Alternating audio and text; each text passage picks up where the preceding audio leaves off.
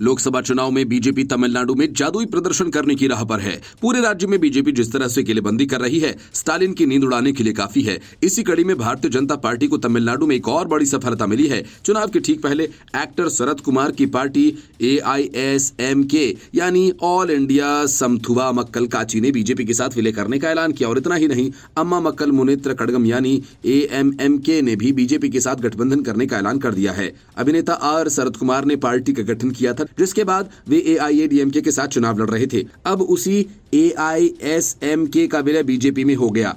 AIDMK द्वारा BJP के साथ गठबंधन नहीं किए जाने का फैसला लिए जाने के बाद कई दल खुद बीजेपी के साथ आ रहे हैं। इससे पहले AMMK ने भी बिना किसी शर्त के बीजेपी का समर्थन करने की बात कही थी। 2007 में ऑल इंडिया समथुवा मक्कल काची नाम की पार्टी की शुरुआत करने वाले शरद कुमार लंबे समय तक AIDMK गठबंधन का हिस्सा रहे हैं। साल 2011 में AIMMK ने विधानसभा में 2 सीटें जीती थीं। 2024 के चुनाव में AIDMK ने बीजेपी के साथ गठबंधन नहीं करने का फैसला लिया, जिसके बाद साल 2019 में NDA गठबंधन का हिस्सा रहे कई छोटे दल बीजेपी के साथ जुड़ते जा रहे हैं।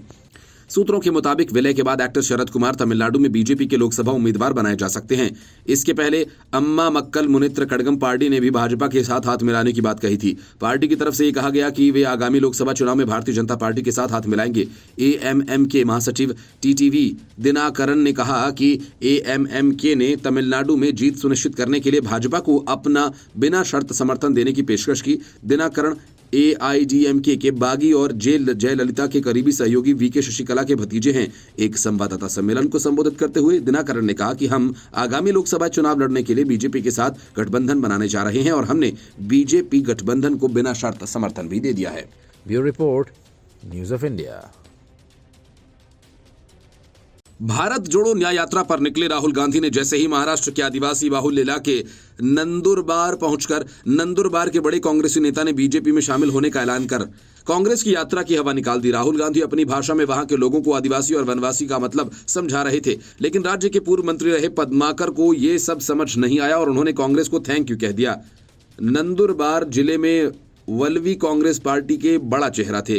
नंदुरबार आदिवासी बाहुल्य जिला है, ऐसे में वो कांग्रेस के प्रमुख चेहरों में से एक हैं। इससे पहले नंदुरबार के पूर्व संरक्षक मंत्री और कांग्रेस नेता पद्माकर वल्लवी ने बीजेपी प्रदेश अध्यक्ष चंद्रशेखर बावनकुले से मुलाकात की थी। पद्माकर वल्लवी 13 मार्च को बावनकुले से की मौजूदगी में बीजेपी में शामिल होने जा रहे हैं। वल्लवी के साथ जिले के कई और दूसरे नेता भी बीजेपी में शामिल हो सकते हैं। पद्माकर वल्लवी नंदुरबार के शहादा निर्वाचन क्षेत्र से पूर्व कांग्रेस के विधायक हैं। पद्माकर वल्लवी ने राज्य के खेल विभाग की कमान संभाल चुके पद्माकर वल्लवी को नंदुरबार और उत्तरी महाराष्ट्र में कांग्रेस के बड़े चेहरों में से एक के रूप में देखा जाता है। 2009 में वो शहादा निर्वाचन क्षेत्र से विधानसभा के लिए चुने गए, लेकिन 2014 में उन्हें हार मिली। पद्माकर वल्लवी 13वीं विधानसभा में विधायक थे।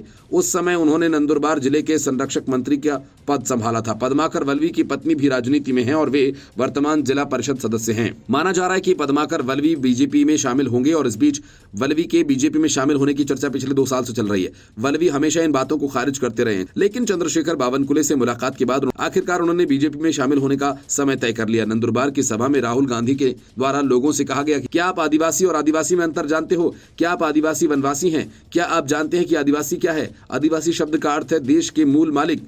जिस समय देश में कोई नहीं था, आदिवासी थे। भारत की संपत्ति के असली मालिक आप ही हैं। आदिवासी शब्द के साथ जंगल पानी जुड़ा हुआ है, इसलिए हम आपको आदिवासी कहते हैं और बीजेपी आपको वनवासी कहती है। जनजातीय क्षेत्रों से आधार कार्ड क्यों प्रोजेक्ट करें?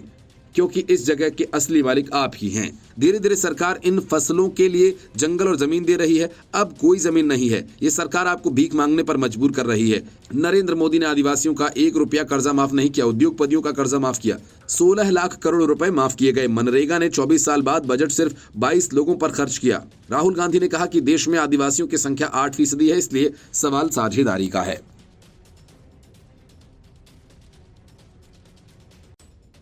दिल्ली हाई कोर्ट ने कांग्रेस को जमकर खरी खोटी सुनाते हुए उसे तगड़ा झटका दे दिया है। असल में Congress high court income tax विभाग द्वारा जब्त की गई रकम को छुड़ाने के लिए गई थी। कांग्रेस ने सुनवाई के दौरान चुनाव की दुहाई और राजनीतिक प्रतिशोध की भी दलील दी। इससे नाराज हाई कोर्ट ने कहा कि क्या 3 साल तक सो रहे थे? कोर्ट ने अपना फैसला भी रिजर्व रख लिया है। कांग्रेस ने इनकम टैक्स अपीलिएट ट्रिब्यूनल द्वारा उसकी एप्लीकेशन अस्वीकार करने को लेकर कोर्ट का रुख किया था। ट्रिब्यूनल ने कांग्रेस को 105 करोड़ से ज्यादा के बकाया टैक्सेस की वसूली को लेकर नोटिस जारी किया। जस्टिस यशवंत वर्मा और पुष्पेंद्र कुमार कौरव की बेंच ने यह कहते हुए फैसला सुरक्षित रख लिया कि इनकम टैक्स अपीलिएट ट्रिब्यूनल के आदेश में कोई खामी नजर नहीं आती है। कोर्ट ने गौर किया कि कांग्रेस के खिलाफ ये कार्रवाई साल 2021 में शुरू हुई थी। इस पर कोर्ट ने सख्त रुख अपनाया और पूछा कि क्या अभी तक सो रहे थे। बेंच ने यह भी कहा कि इस मामले को बहुत ही गलत ढंग से हैंडल किया गया।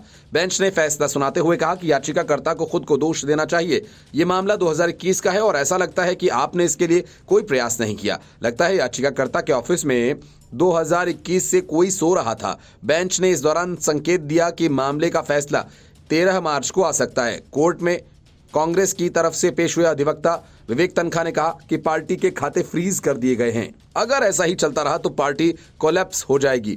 एडवोकेट ने कहा कि कुछ ही दिनों में 2024 के लोकसभा चुनावों का ऐलान होने वाला है और अगर एक राष्ट्रीय पार्टी अपने पैसे का इस्तेमाल नहीं कर सकती तो फिर वो चुनाव कैसे लड़ेगी। इनकम टैक्स विभाग की तरफ से पेश वकील जोहेब हुसैन ने तर्क दिया कि यह कहना गलत होगा कि कार्रवाई चुनाव से ऐन पहले शुरू हुई। उन्होंने कहा कि हमने दिखाया कि कार्रवाई 2021 से चल रही है। ये एक रूटीन रिकवरी है।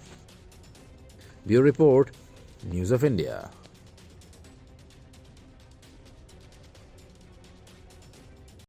पूरे देश में सीएए लागू होते ही जामिया मिलिया से लेकर असम तक विरोध प्रदर्शन शुरू हो गए।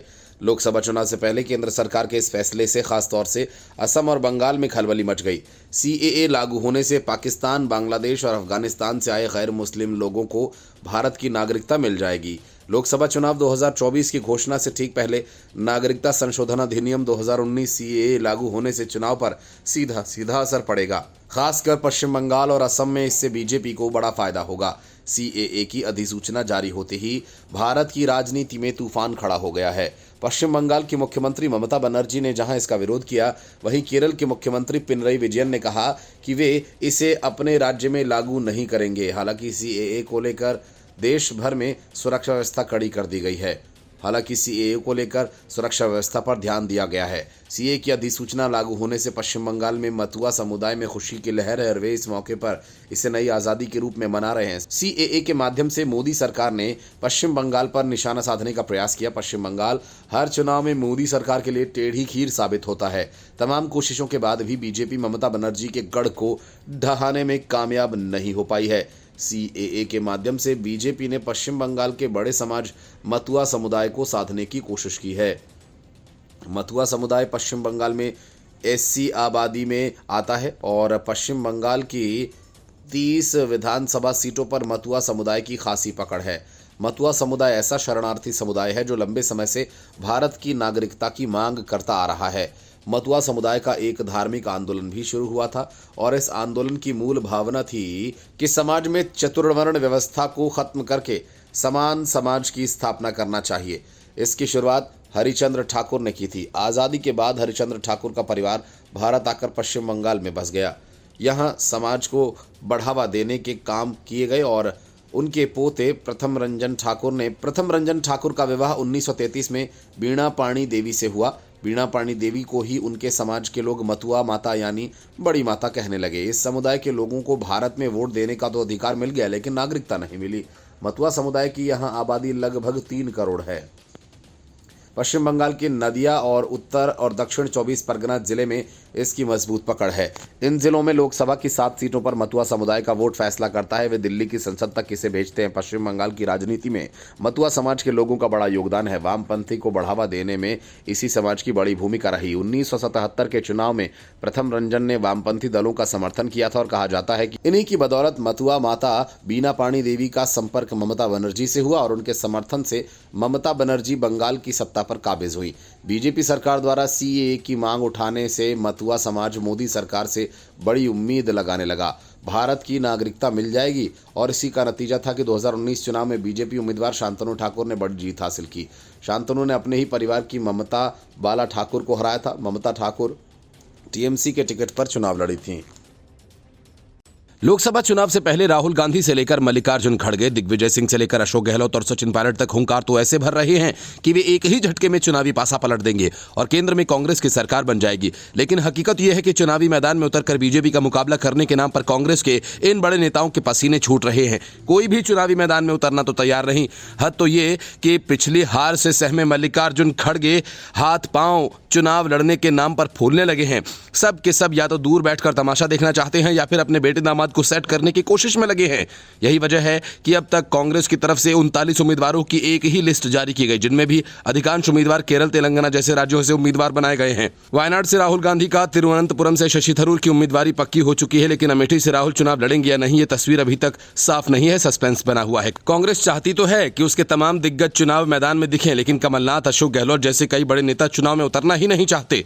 सूत्रों का कहना है कि राजस्थान में सचिन पायलट और अशोक गहलोत में से कोई भी लोकसभा का चुनाव नहीं लड़ेगा। अशोक गहलोत के बेटे वैभव जालौर सीट से मैदान में उतर सकते हैं। हालांकि परिवार की सीट जोधपुर रही है और इसके अलावा मध्य प्रदेश में कांग्रेस के पूर्व मुख्यमंत्री कमलनाथ भी उतरने के लिए तैयार नहीं।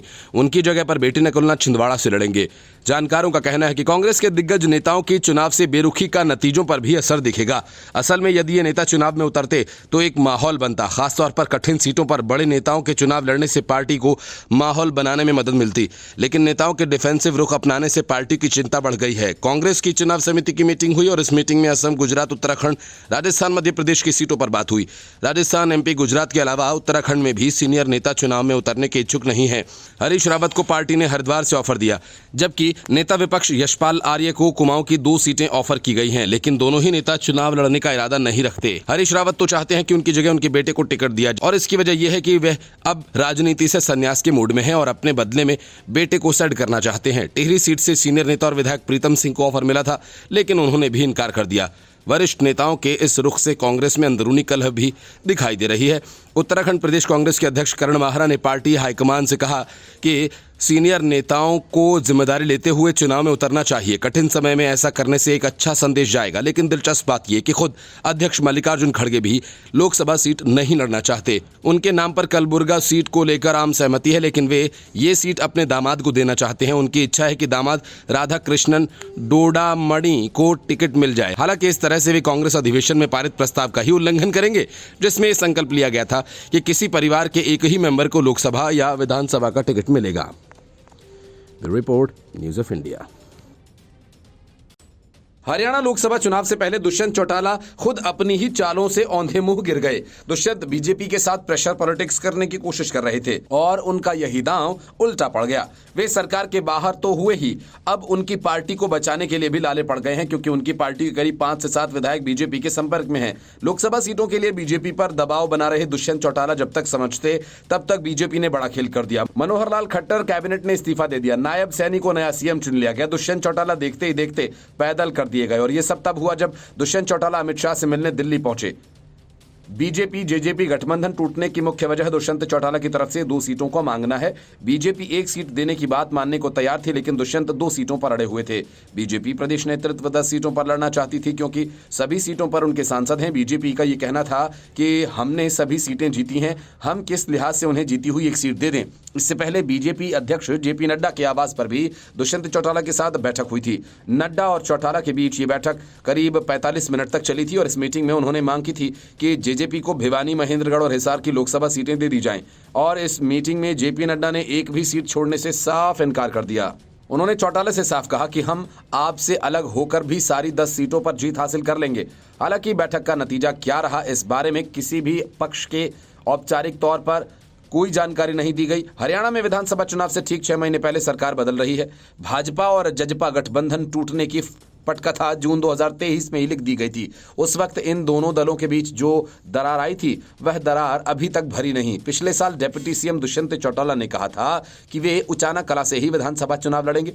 चौटाला ने ऐसा इसलिए कहा था क्योंकि हरियाणा के भाजपा प्रभारी विप्लव देव ने पूर्व केंद्रीय मंत्री वीरेंद्र सिंह की पत्नी प्रेमलता को उचाना कला का अगला विधायक बताया था। और चौटाला के बयान पर विप्लव देव ने भी पलटवार करते हुए कहा था कि अगर आप जजपा ने हमारी सरकार का समर्थन किया तो कोई एहसान नहीं किया, इसके बदले उन्होंने मंत्री पद दिए हैं। बिप्लब देव और दुष्यंत चौटाला के बीच छिड़ी इस तकरार के बाद कयास लगने लगे थे कि प्रदेश में भाजपा जजपा गठबंधन में बड़ी दरार आ सकती और दोनों दलों के बीच बात इतनी ज्यादा बढ़ गई थी कि भाजपा ने निर्दलीय विधायक धर्मपाल गोंदर, राकेश दौलताबाद, रणधीर सिंह और सोमवीर सांगवान को दिल्ली बुलाया था। सूत्रों की माने तो बीजेपी के साथ रहने से दुष्यंत चौटाला को भी नुकसान हो रहा था। खासकर किसानों के आंदोलन के चलते पार्टी अपना नुकसान होता देख रही थी। दुष्यंत चौटाला को किसानों और जाटों की नाराजगी झेलनी पड़ रही थी। अब चौटाला किसानों के बीच जाकर यह संदेश दे सकते हैं कि हम सरकार से अलग हो चुके हैं। 90 सदस्यीय विधानसभा में भाजपा के पास 41 विधायक हैं, जजपा के 10, बीजेपी को 6 निर्दलीय विधायकों का भी समर्थन प्राप्त है। मुख्य विपक्षी दल कांग्रेस के 30 विधायक हैं और इंडियन नेशनल लोकदल तक हरियाणा लोकहित पार्टी के पास एक सीट है। जेजेपी से अलग होने के बाद भाजपा के पास करीब 48 विधायकों का समर्थन है। Bureau Report, News of India.